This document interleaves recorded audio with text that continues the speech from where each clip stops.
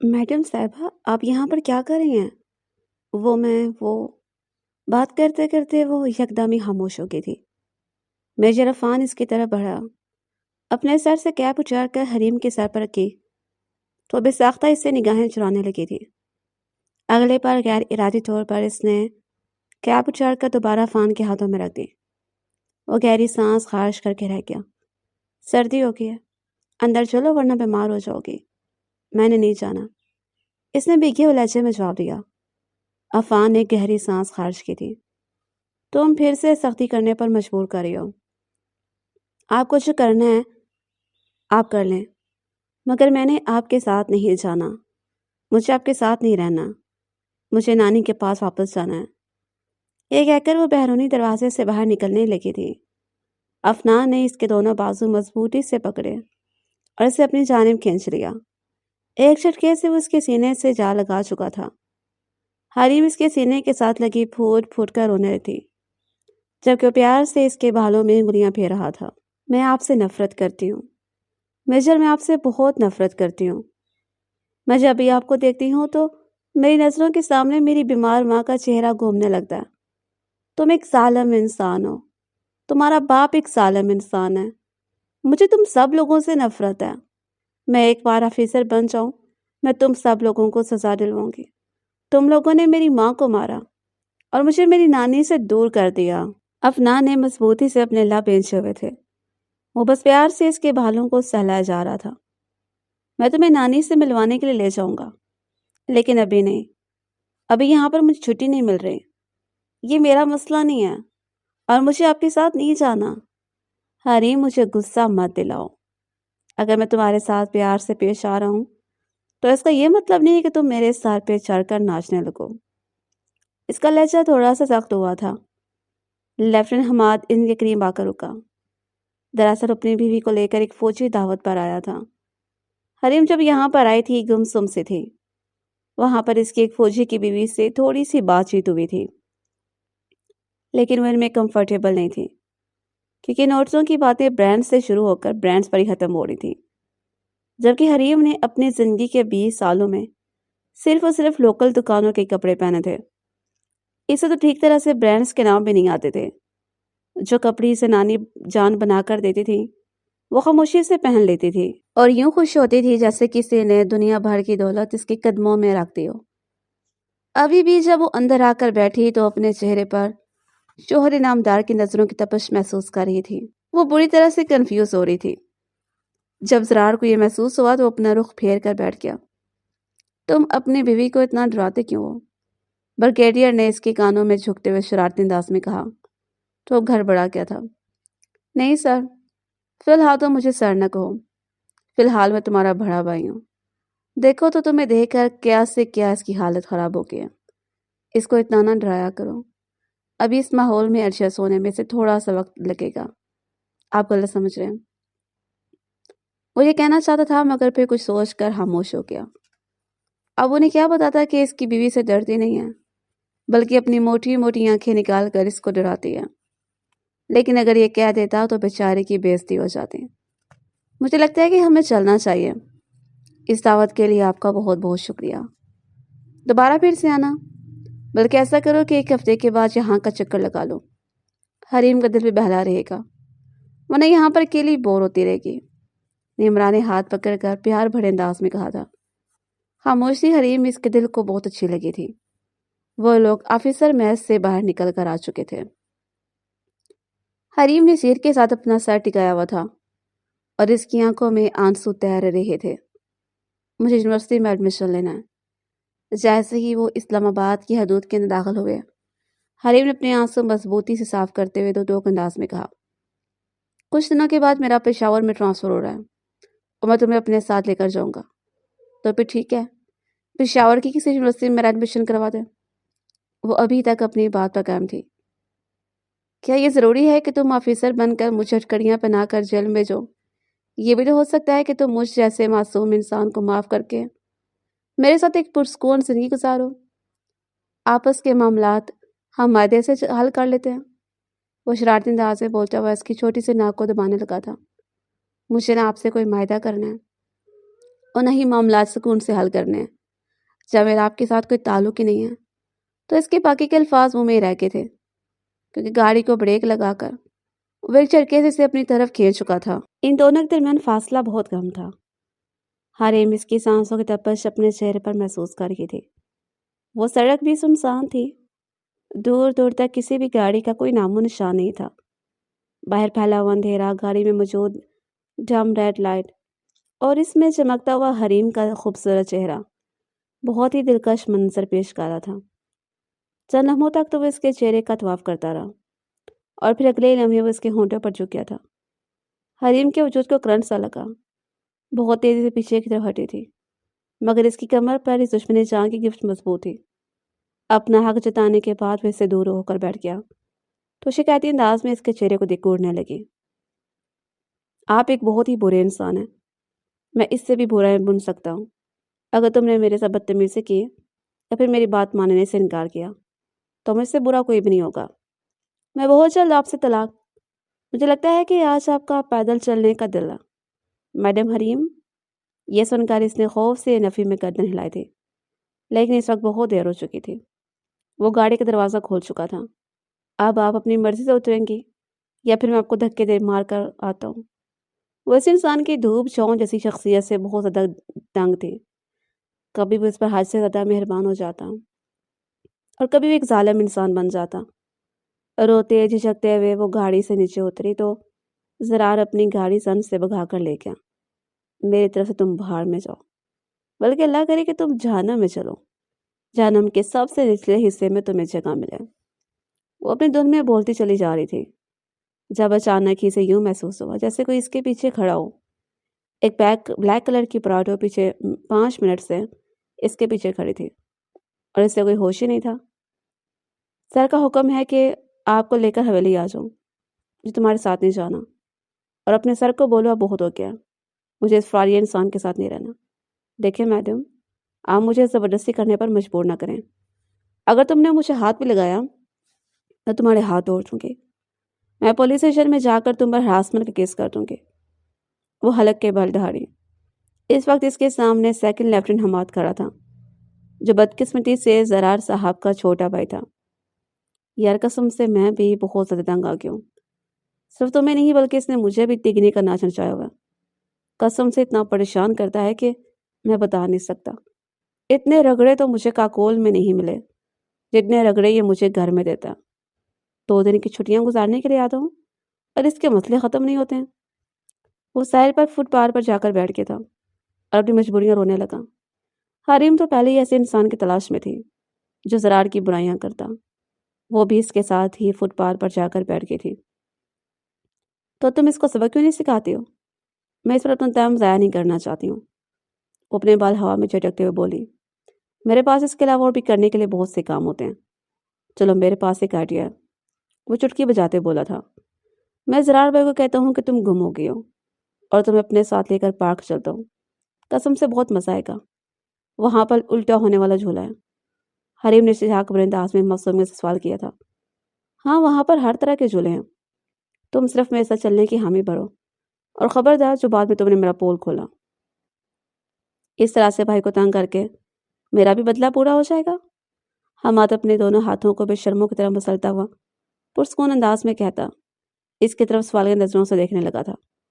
ٹھیک ہے مجھے منظور ہے، لیکن میری ایک شرط ہے، اس کے بعد تم مجھے لے کر میرے گاؤں چلو گے، مجھے اپنی نانی جان کے پاس جانا ہے۔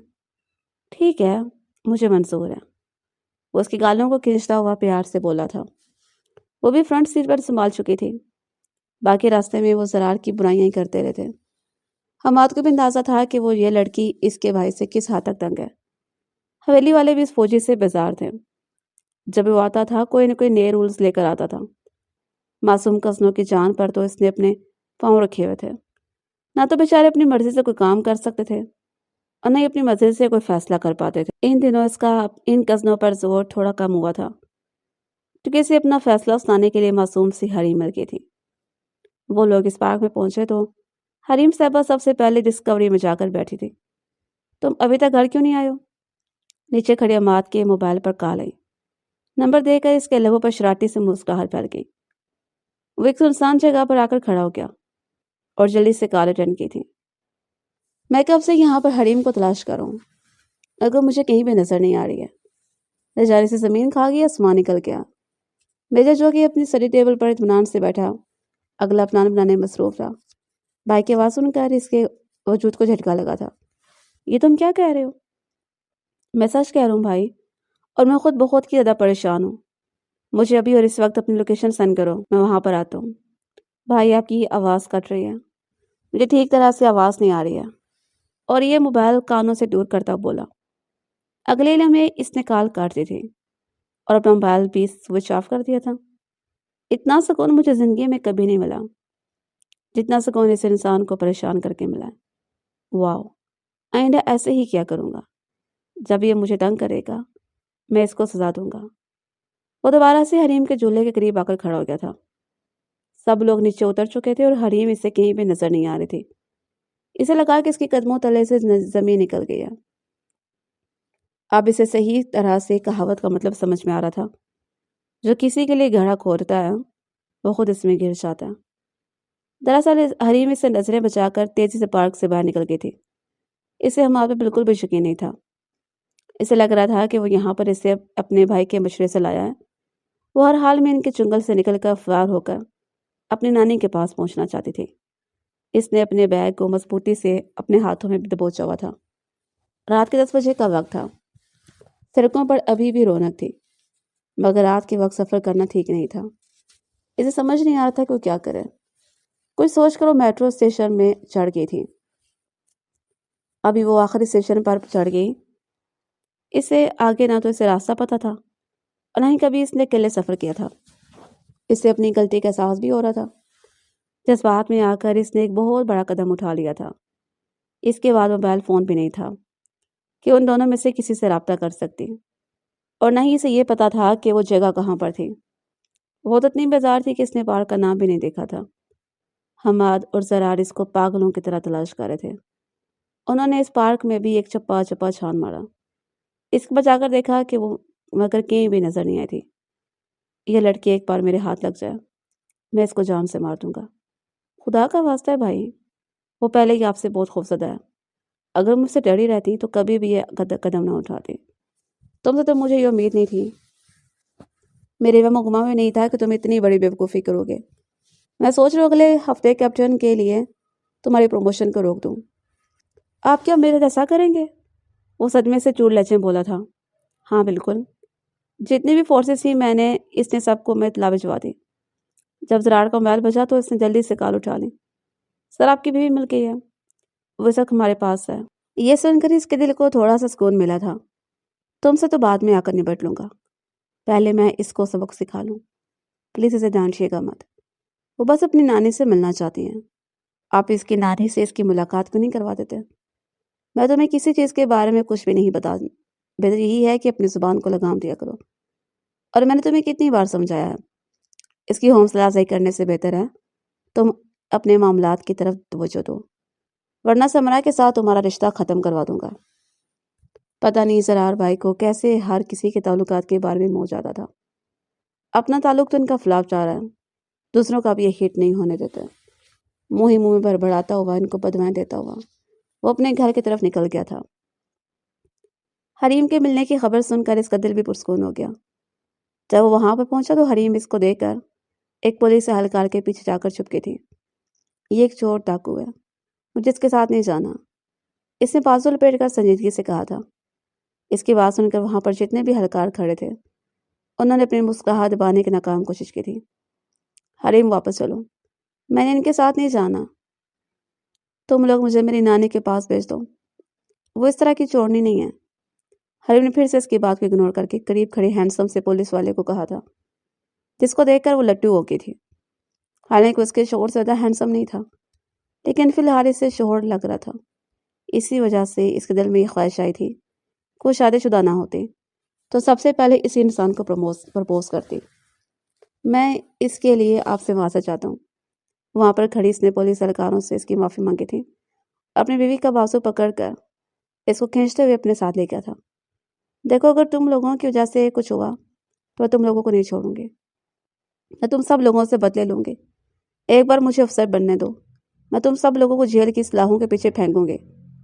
وہ اسسٹنٹ کمشنر بننا چاہتے تھے۔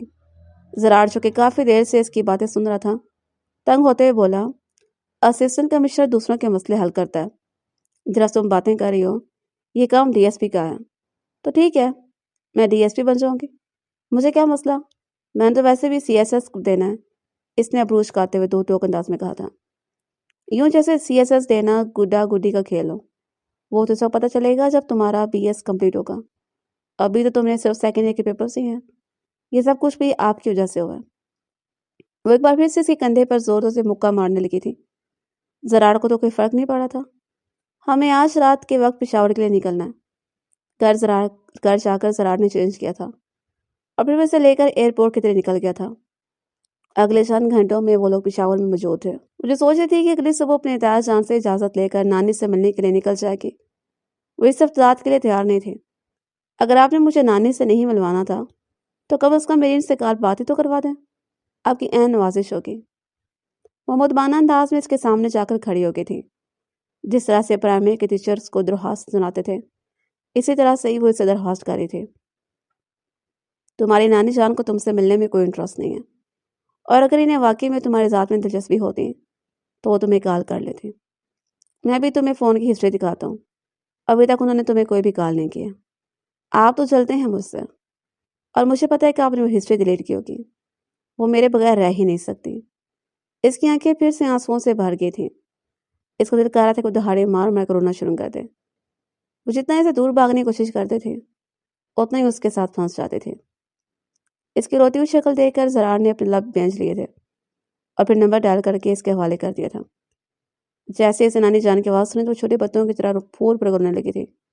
نانی جان، مجھے یہاں پر نہیں رہنا، مجھے جلال کے ساتھ زندگی نہیں گزارنی ہے، مجھے اس سے نفرت ہے۔ اس کو دیکھتی ہوں تو میرا دماغ غصے سے گھومنے لگتا ہے۔ مجھے ڈر ہے کہ کسی دن اس کا سر کھول کر میں جیل نہ چلے جاؤں۔ مجھے جیل میں بھی نہیں رہنا ہے، پلیز مجھے واپس بلا لیں۔ یہ انسان نہیں، یہ روبوٹ ہے۔ ہر وقت اس کے دماغ میں کام چلتا رہتا ہے، نہ تو اسے ٹھیک طرح سے بات کرنے کا پتہ اور نہ اسے انجوائے کرنے کا پتہ۔ وہ یہ ساری باتیں اپنے شوہر کے سامنے کر رہی تھی اور زرار اس کی ہمت پر اش اش کر اٹھا تھا۔ اتنی آزادی تو اس کے دوستوں نے بھی اسے نہیں دی تھی جتنی آزادی سے اس کی بیوی اس کی جان میں قصیدے پڑھ رہی تھی۔ ڈھیر ساری شکایتیں لگانے کے بعد اس کا دل تھوڑا سا ہلکا ہوا اور اس کی سوئی پھر سے اسی جگہ پر اٹک گئی تھی۔ نانی جان، مجھے آپ کے پاس واپس آنا ہے، میری جان بہت جلد خود تم سے ملنے کے لیے آؤں گے۔ فی الحال تم اپنے شوہر کے ساتھ ہی رہو، اس کو تنگ نہ کیا کرو، میں نے اس کا قتل کرنا ہے، تنگ کرنا تو بہت پیچھے کی بات ہے۔ وہ دانت کچکچاتے ہوئے بولی تھی۔ زرار نے اس کی باتوں سے غصے سے موبائل چھین لیا۔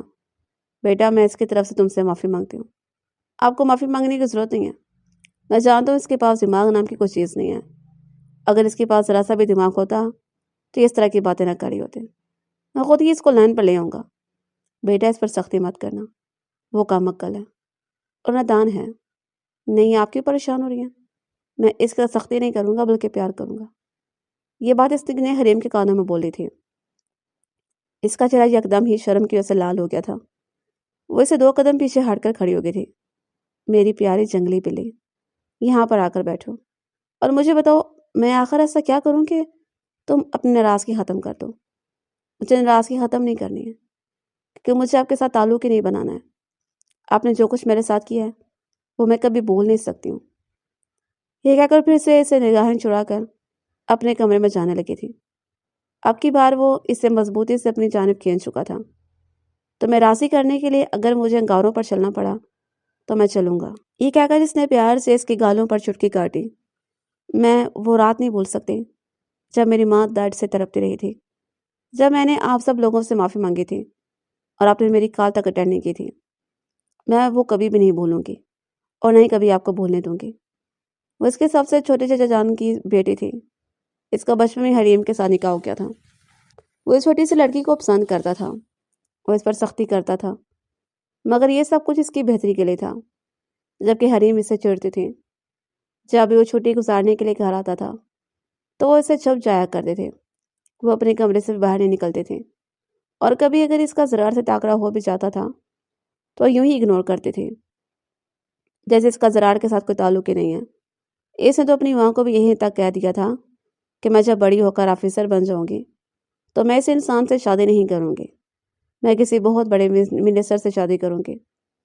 اس کی ماں اس کی باتیں سن کر اپنا سر پکڑ لیتی تو انہیں سمجھ میں نہیں آتا تھا کہ وہ اپنی بیٹی کو کیسے سمجھائیں، جو کسی کے قابو میں آنے کے لیے تیاری نہیں تھی۔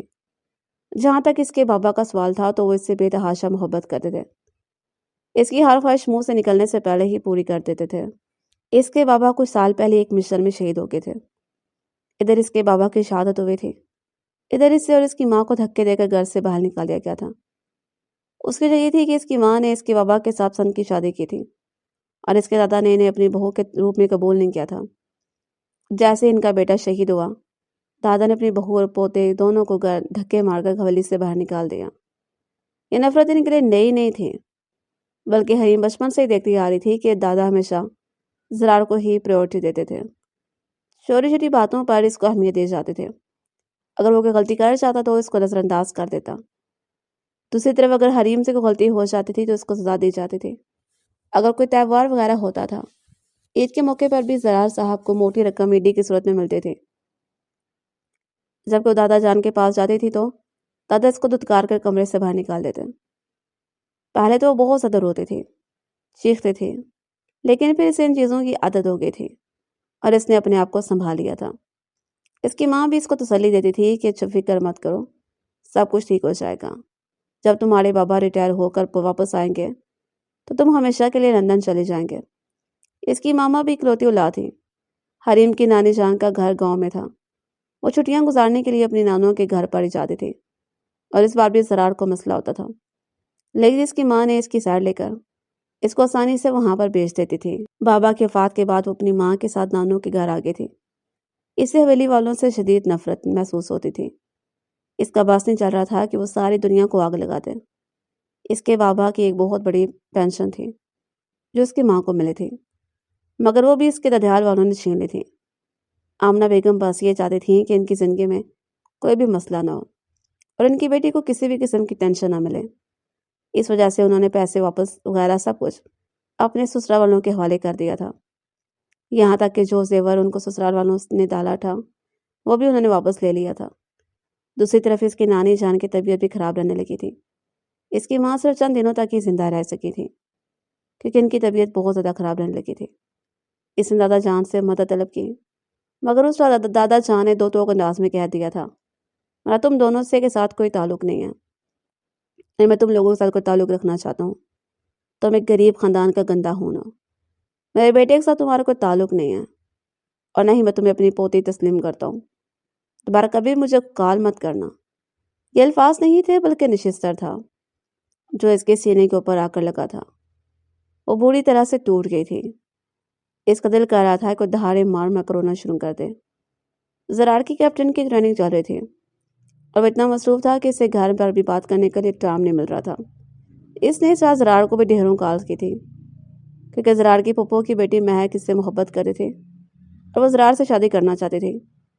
وہ چاہتی تھی کہ کسی طرح سے حریم ان کے راستے سے ہٹ جائے۔ اس نے یہ بات حریم کو بتائی تھی کہ وہ زرار اپنے دوستوں کے ساتھ گھومنے کے لیے گیا ہوا ہے۔ سچ تو یہ تھا کہ وہ اپنی ڈیوٹی پر موجود تھا۔ اسے چھٹی بھی کچھ دن کے بعد ہی ملنی تھی۔ اس وجہ سے حریم کو بہت دکھ پہنچا تھا کیونکہ وہ یہی سمجھتی رہی تھی کہ وہ اپنے دوستوں کے ساتھ انجوائے کر رہا ہے اور جان بوجھ کر اس کی کال نہیں اٹھا رہا۔ اس رات اس کی مما کی ڈیتھ ہو گئی تھی۔ اس بارے میں حویلی کو کسی کو بھی نہیں بتایا تھا۔ جب زرار اپنی ڈیوٹی واپس کر کے آیا تو اسے حریم کے بارے میں پتہ چلا۔ وہ دادا جان سے بہت لڑا تھا کہ آپ نے اس حویلی سے باہر کیوں نکالا۔ وہ میری بیوی تھی، میں جانتا ہوں میرے بچے ہیں، تم اس نکاح کے لیے تیار ہی تھے۔ دادا جان نے اس کے کندھے پر ہاتھ رکھا تو اس نے بدتمیزی سے مظاہرہ کرتے ہوئے ان کا ہاتھ جھٹک دیا۔ اس بار دادا جان نے حد ہی کر دی تھی اور وہ اس کے لیے کسی بھی طور پر قابل قبول نہیں تھا۔ جس نے بھی میری بیوی کو اس حویلی سے نکالنے میں آپ کی مدد کی ہے، میرا اس کے ساتھ کوئی بھی تعلق نہیں ہے، میں اپنی بیوی کو واپس لاڑوں۔ جب وہ گاؤں پہنچا تو حریم کی حال دیکھ کر اس کا دل خون کے آنسو رونے لگا تھا۔ وہ اس دن بھی نانی جان کی گود میں آستہ رکھے چھوٹے بچوں کی طرح پھول پھول کر رو رہی تھی۔ نانی نے زرار کو دیکھا تو اسے ہاتھ کے اشارے سے اپنے قریب لایا۔ چچی جان کانپتے لہجے میں کہا۔ اس وقت ہی حریم نے اپنی گردن اٹھائی تھی۔ تم یہاں پر کیوں آئے ہو؟ دفع ہو جاؤ میرے گھر سے، اور تم لوگوں کے ساتھ کوئی تعلق نہیں ہے، نفرت کرتی ہوں میں تم لوگوں سے۔ میں تم لوگوں کو شکل بھی نہیں دیکھنا چاہتی ہوں۔ وہ اس کے سینے پر زور زور سے مکے مار رہی تھی اور اسے پیچھے کی طرف ہٹا رہی تھی، جبکہ زرار خاموش تماشائی بنا اس کے چہرے کا طواف کر رہا تھا۔ اس نے ایک نظر نانی جان پر ڈالی، جنہوں نے دوپٹہ دانتوں میں دبایا ہوا تھا۔ ان کی آنکھوں سے آنسو بہ رہے تھے۔ چچی جان کہاں پر ہیں؟ اس نے پھر سے کہا۔ مر گئی ہیں وہ، تم نے انہیں مار دیا ہے۔ اس رات میں تمہیں کتنی کالز کرتے رہے، مگر تم اپنے دوستوں میں مصروف تھے، تمہیں ذرا بھی رحم نہیں آیا۔ وہ زور زور سے اس کے سینے پر مکے ماری تھی۔ میں قسم اٹھا کر کہتا ہوں مجھے اس بارے میں کچھ بھی پتا نہیں ہے، اور میں نہیں جانتا کہ تم کس رات کی بات کر رہی ہو۔ اس نے اپنا موبائل نکالا اور وہ ساری کال اسے دکھائی دی تھی۔ میں ان دنوں ٹریننگ پر تھا۔ تو ابھی بھی وہیں پر رہ چلے جاؤ، یہاں پر کیوں آئے ہو؟ نکلو میرے گھر سے۔ زرار نے اس کے دونوں بازو مضبوطی سے پکڑ لیے تھے۔ اب بس بہت ہو گیا، میں تمہاری کوئی بھی فضول بات نہیں سنوں گا۔ چپ کر کے میرے ساتھ چلو، مجھے تمہارے ساتھ نہیں جانا، چھوڑو مجھے۔ اب کی بار نانی جان ان دونوں کے درمیان آگے تھی۔ انہوں نے زرار کو آنکھوں ہی آنکھوں میں وہاں سے جانے کا اشارہ کیا اور اسے کی طرف متوجہ ہو گئی۔ یہ تم کیا کر رہی ہو؟ آخر تم کیا ثابت کرنا چاہتی ہو؟ وہ کس منہ سے مجھے لینے کے لیے آیا؟ یہ بھی تو ہو سکتا ہے کہ وہ سچ بول رہا ہو۔ مجھے اس خاندان کے مرد سے کوئی تعلق نہیں رکھنا۔ آپ نے دیکھا نہیں کہ دادا جان نے میرے ساتھ کیا سلوک کیا؟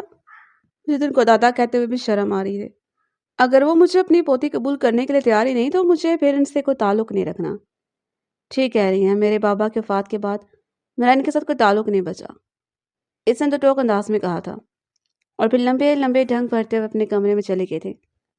اس رات زرار نے نانی جان کو کال کیے تھے۔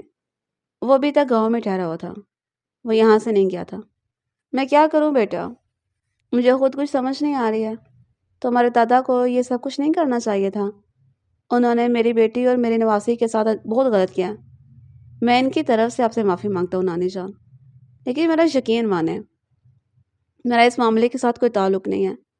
میرے بچے، مجھے تم پر یقین ہے، اور میں جانتی ہوں کہ تم سچ بول رہے ہو۔ اگر مجھے بتاؤ کہ میں کیا کروں، وہ میرے قابو میں ہی نہیں ہے۔ تم اس کو سنبھلنے کے لیے تھوڑا سا وقت دو، وہ تھوڑے ہی عرصے میں نارمل ہو جائے گی۔ نانی جان کی بات سن کر وہ خاموش ہو گیا۔ اگلی صبح وہ واپس شہر چلا گیا، لیکن وہاں پر جا کر اس نے کسی سے بات نہیں کی تھی۔ اگلی صبح جب سب لوگ کھانے کے ٹیبل پر بیٹھے ہوئے تھے تو اس نے مضبوط لہجے میں سب سے سوال کیا تھا کہ کسی نے حریم کو بتایا تھا کہ میں اپنے دوستوں کے ساتھ گھوم رہا ہوں۔ جب اس نے میرا پوچھنے کے لیے اس حویلی میں کال کی تھی تو کس نے اس کی کال اٹھائی تھی؟ یہ سن کر مہک اس سے نظریں چرانے لگی تھی۔ وہ مکمل طور پر اپنی پلیٹ پر چکی تھی۔ اگر میں نے کال کی ریکارڈنگ نکلوا لی اور میں اس انسان تک پہنچنے میں کامیاب ہو گیا تو میں اس کا ہر شعر خراب کر دوں گا۔ میں اس کو دھکے مار کر اس حویلی سے باہر نکال دوں گا۔ ارے زرار بیٹا، کیا ہو گیا؟ کیوں تم اس معمولی سی لڑکی؟ امی، وہ معمولی لڑکی نہیں ہے، وہ میری بیوی ہے، وہ میری محبت ہے، وہ میری بچپن کی منقوہ ہے۔ آپ کو یا کسی کو بھی کوئی حق نہیں بنتا کہ اس کی ذات کے بارے میں اس طرح کی بات کرے۔ اس کا لہجہ یکدم ہی سخت ہو گیا تھا۔ اب کیا تم اپنی بیوی کے لیے اپنی ماں سے لڑو گے؟ اماں جان، میں آپ کو بس یہ کہہ رہا ہوں کہ آپ کوئی غلط بات نہ کریں۔ یہ تو آپ بھی جانتی ہیں کہ اس کا کوئی قصور نہیں تھا۔ ارے وہ تو معصوم تھی، جس وقت ٹوٹی تھی آپ کو چاہیے تھا کہ آپ اس کو سنبھال دیں، اس کا سہارا بنتی۔ وہ ایک گھٹیا اور غریب عورت کی بیٹی تھی، اب بھی ایک غریب خاندان سے آئی ہیں۔ اس وقت ہی اس کی ماں کا ہاتھ اٹھا اور زرار کے چہرے پر نشان چھوڑ گیا تھا۔ اس نے مضبوطی سے اپنے لب انچے تھے۔ اس نے اپنی نگاہ اٹھا کر مہک پر گاڑ لی۔ تم اپنا سامان اٹھا کر یہاں سے نکلو۔ دادا جان، یہ حویلی میرے نام کی تھی، اور میں ڈیسائیڈ کروں گا کہ کون اس حویلی میں رہے گا اور کون اس حویلی سے باہر نکلے گا۔ اگر آپ یہ چاہتے ہیں کہ طاقت کے زور پر فیصلہ ہو تو ٹھیک ہے، اب میں بھی آپ کو اپنی طاقت دکھانے کے لیے تیار ہوں۔ وہاں پر موجود سب لوگوں کے منہ حیرت سے کھلے کے کھلے رہ گئے تھے۔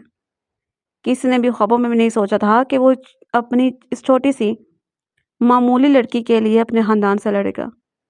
انہیں تو لگتا تھا کہ وہ ہر وقت اس پر غصہ کرتا رہتا ہے، ہر وقت اس کو ڈانٹتا رہتا ہے تو وہ اس کو ناپسند کرتا ہے، مگر یہاں پر تو معاملہ ہی اور تھا۔ وہ تو اس لڑکی پر دل و جان سے فدا تھا۔ اپنا فیصلہ سنا کر وہ وہاں سے چلا گیا۔ اس نے پھر سے حریم کو کال کرنے کی کوشش کی تھی، مگر اس کا نمبر بند جا رہا تھا۔ اسے نانی جان کو کال ملائی تو نانی جی نے بھی بات کروانے سے منع کر دیا۔ رات کے وقت مہک اس کے پاس آئی تھی۔ اسے زرار کے قدموں میں گھر کر اس سے معافی مانگی تھی۔ مجھ سے نہیں، اس لڑکی سے جا کر معافی مانگو۔ مہک کی ماں اس کے ساتھ ہی۔ تائی جان نے عجیب سے انداز میں زرار کی طرف دیکھا۔ کیا تم یہ چاہتے ہو کہ میری بیٹی اس معمولی سی عورت کی معافی مانگے؟ اگر میری بیوی اس کو معاف کرے گی تب ہی اس حویلی میں رہے گی، ورنہ اس کے یہاں پر کوئی بھی جگہ نہیں ہے۔ تائی جان اگر آپ چاہتی ہیں کہ تو آپ بھی یہاں سے جا سکتی ہیں۔ ٹھیک ہے، ہم یہاں سے جا رہے ہیں۔ انہوں نے اسے اپنی انا کا مسئلہ بنا لیا تھا اور اپنا سامان پیک کر کے اگلے ہی دن وہ وہاں سے چلی گئی تھی۔ زرار نے ان کو روکنا مناسب نہیں سمجھا تھا، کیونکہ اس کے لیے اس کی زندگی میں سکون سب سے زیادہ اہمیت کا حامل تھا۔ مزید 1 مہینہ گزر گیا تھا، مگر نہ تو حریم اس سے بات کر رہی تھی اور نہ ہی اس سے ملنے کے لیے تیار ہو رہی تھی۔ ایک دن زرار کے صبر کا پیمانہ لبریز ہو گیا۔ اس کا خون خود سے کھولنے لگا۔ وہ اسے زبردستی ملنے کے لیے اس کے گھر پہنچ گیا تھا۔ اس دن نانی بھی گھر پر موجود نہیں تھی۔ یہ تم نے کیا تماشا بنایا ہوا ہے؟ وہ اس کا بازو پکڑ کر اس کو دیوار سے لگاتا ہوا بولا۔ کیا کر رہے ہیں آپ؟ چھوڑے، مجھے درد ہو رہا ہے، وہ ویلا مچاتے ہوئے بولی تھی۔ آخر تم یہ سب کیوں کر رہے ہو؟ کیوں تکلیف ہو رہی ہے نا؟ مجھے بھی ہوئی تھی جب آپ نے پوری دنیا کے سامنے میرا تماشا بنایا تھا، جب میری ماں درد سے تڑپتے تڑپتے اس دنیا سے چلے گئی تھی، جب آپ کے دادا جان نے مجھے دھکے دے کر حویلی سے باہر نکال دیا تھا۔ اس وقت میں اور میری ماں بالکل اکیلے تھے، 2 تنہا عورتیں ویران سڑک پر چل رہی تھیں۔ مجھے تو ہر پر یہی ڈر لگ رہا تھا کہ یہ ایسا نہ ہو کہ ہم کسی گھٹیا گروہ کے ہتھے چڑھ جائیں۔ اس رات میں بہت تکلیف میں تھی۔ آپ کی تکلیف اس تکلیف کے سامنے کچھ بھی نہیں ہے۔ میں تمہارے پاؤں میں گھر کر تم سے معافی مانگنے کے لیے تیار ہوں۔ دیکھو، میں تم سے ایسے گناہ کی معافی مانگ رہا ہوں جو میں نے کیا ہی نہیں ہے، اور میں آپ کو کبھی معاف نہیں کروں گی۔ آپ یہ بات سوچ لیں۔ آپ کا سب سے بڑا قصور یہ ہے کہ آپ سردار جاوید کے پوتے ہیں۔ اگر میری ماں یا میرے باپ نے میرے ساتھ کوئی زیادتی کی ہو تبھی مجھ سے سوال کرو۔ میری ماں تم سے بے تحاشا محبت کرتی ہے اور یہ بات تم جانتی ہو، لیکن اس دن انہوں نے میرے حق میں آواز نہ اٹھائی تھی۔ وہ دادا جان کی وجہ سے خاموش رہی تھی، اور ہر وہ شخص جو دادا جان کا ساتھی تھا ساتھ دے گا۔ میرا اس کے ساتھ تو کوئی تعلق نہیں ہے۔ نانی جان جب گھر کے اندر داخل ہوئی تھیں تو ان دونوں کو لڑتے ہوئے دیکھ کر انہوں نے اپنا سر دونوں ہاتھوں میں گرا دیا تھا۔ اب تو ان کی بیٹی کی قبر پکی ہو گئی تھی، مگر ان کی نواسی ابھی تک اپنی ہی بات پر ڈٹی ہوئی تھی۔ وہ اپنے ساتھ سب سے زیادہ زیادتی کر رہی تھی۔ بس بہت ہو گیا، تم اسے اپنے ساتھ لے کر جا سکتے ہو، لیکن تم باقاعدہ بارات لے کر آؤ گے اور دھوم دھام سے شادی ہوگی۔ نانی جان، یہ آپ کیا کہہ رہی ہیں؟ اگر تم نے میری بات نہیں مانی تو میں تمہیں اپنا مڑا منہ دیکھنے کی بھی اجازت نہیں دوں گی۔ نانی نے اس کی آنکھوں میں دیکھتے ہوئے ٹوک انداز میں کہا تھا۔ یہ سب کچھ ضروری تھا۔ اگر وہ چاہتی تھیں کہ حریم کا گھر بس جائے تو پھر اس پر سختی کرنا لازم تھا۔ ان کی اپنی زندگی کا کچھ پتہ نہیں تھا۔ اگر کل کو ان کی موت ہو جاتی، پیچھے نہ جانے وہ نادان کیسی کیسی غلطیاں کر دیتی۔ حریم نے بہت وویلا مچایا تھا، مگر کوئی بھی فائدہ نہ ہوا۔ اس کی نانی جان نے اس کو رخصت کر دیا تھا اور وہ خود اپنے جاننے والے کے پاس کشمیر چلے گئی تھی۔ ان کی ویسے بھی مرضی تھی کہ اپنی باقی کی زندگی کشمیر میں گزارے۔ وہ لوگ بہت اچھے تھے، نانی جان کا خیال رکھنے تھے۔ اس کے پیچھے ایک بڑی وجہ یہ تھی کہ نانا کی پینشن آتی تھی، جس کی وجہ سے ان لوگوں کو بھی اس بوڑھی عورت کو اپنے گھر میں رکھنے میں کوئی مسئلہ نہیں تھا۔ جبکہ یہ دیکھ کر حریم کا دل خون کے آنسو روتا تھا۔ وہ جانتی تھی کہ کیونکہ نانی کو وہ اپنے پاس ساتھ رکھے، مگر جب اسے یہاں کے لوگوں کا خیال آتا تھا تو اپنا ارادہ ملتوی کر دیتے۔ اس کی ماں نے یہاں کے لوگوں کی وجہ سے بہت تکلیفیں اٹھائی تھیں۔ وہ نہیں چاہتی تھی کہ یہ تکلیفیں نانی جان بھی اٹھائیں، اور ابھی تک اس کی اور زرار کی غلط فہمی دور نہیں ہوئی تھی۔ حالانکہ زرار اس کا ہر طرح سے خیال رکھنے کی کوشش کرتا، اس کی چھوٹی چھوٹی ضرورتوں کو پورا کرتا، لیکن پھر وہ اسے کھینچی رہتی تھی۔ جب اس کے قریب تھا تو وہ اس کو بری طرح سے جھڑک دیتی، اسے بدتمیزی کرتی۔ کبھی کبھار تو وہ برداشت کر دیتا اور کبھی کبھار وہ اس پر غصہ کرتا تھا۔ ابھی وہ پشاور میں ایک مشن کے سلسلے میں آیا تھا۔ یہاں پر بھی وہ اس کی چھوٹی چھوٹی ضرورتوں کا بھی خیال رکھ رہا تھا۔ روز شام میں اس کو گھمانے کے لیے لے کر جاتا۔ یہاں پر اس کی بہت سی لڑکیوں کے ساتھ دوستی بھی ہو گئی تھی۔ اس نے دوسرے آفیسرز کی بیویوں سے اپنے شوہر کے بارے میں پوچھنے کی کوشش کی تو سب عورتوں نے یہی کہا کہ جہاں تک ہم نے سنا ہے تمہارا شوہر ایک مضبوط کردار کا مالک ہے۔ اس طرح کے لوگ قسمت والوں کو ملتے ہیں۔ ہمارے بھی تو شوہر ہمارے سامنے دوسری عورتوں کو گھورتے ہیں کہ سب سے کبھی کبھار میرا دل کرتا ہے کہ ہم اپنے شوہر کی آنکھیں نکال لوں۔ ایک عورت بہت ہی زیادہ چڑی ہوئی تھی، اپنے شوہر کی نہیں حرکتوں کی وجہ سے بہت تنگ تھی، اور جب حریم پر یہ راز آشکار ہوا تھا کہ عورتوں کی زندگی میں اس طرح کے بھی مسئلے ہوتے ہیں اس کی زندگی میں تو صرف یہ مسئلہ تھا کہ اس کے شوہر نے اس کی ماں کی مدد نہیں کی تھی اور وہ آخری وقت میں اس کے پاس نہیں پہنچا تھا۔ ابھی تک اس کی غلط فہمی دور نہیں ہوئی تھی۔ 2 دن مزید گزرے تو زرار کے مشن کے دوران ہی 3 گولیاں لگی تھیں۔ اس کی حالت بہت بری تھی۔ وہ رات اسپتال میں ہی ٹھہری تھی۔ اب اسے شدت سے اپنی غلطیوں کا احساس ہو رہا تھا اور اسے یہ بات بھی ستا رہی تھی کہ اگر اس نے زرار کو کھو دیا تو وہ کیا کرے گی۔ اس کا تو زرار کے علاوہ دنیا میں کوئی بھی نہیں تھا جو اس کا خیال رکھتا یا اس طرح سے اس سے محبت لوٹاتا۔ وہ بے شک اس سے بے رخی دکھاتی تھی لیکن پھر بھی زرار پر مان تھا۔ اگر اسے ناراض ہوگی تو اس کو منا بھی لے گا، اگر اس کو چھوڑے گی تو وہ پھر سے اس کے پاس آ جائے گا، اور اگر وہ اس کو چھوڑ کر چلا جاتا تو یہ سب کچھ ختم ہو جاتا۔ اور یہ سوچ سوچ کر اس کی سانسیں اکھڑنے لگی تھیں۔ اس وقت مہک بھی اس کے پاس آئی۔ مہک کی کچھ عرصہ پہلے ہی شادی ہوئی تھی۔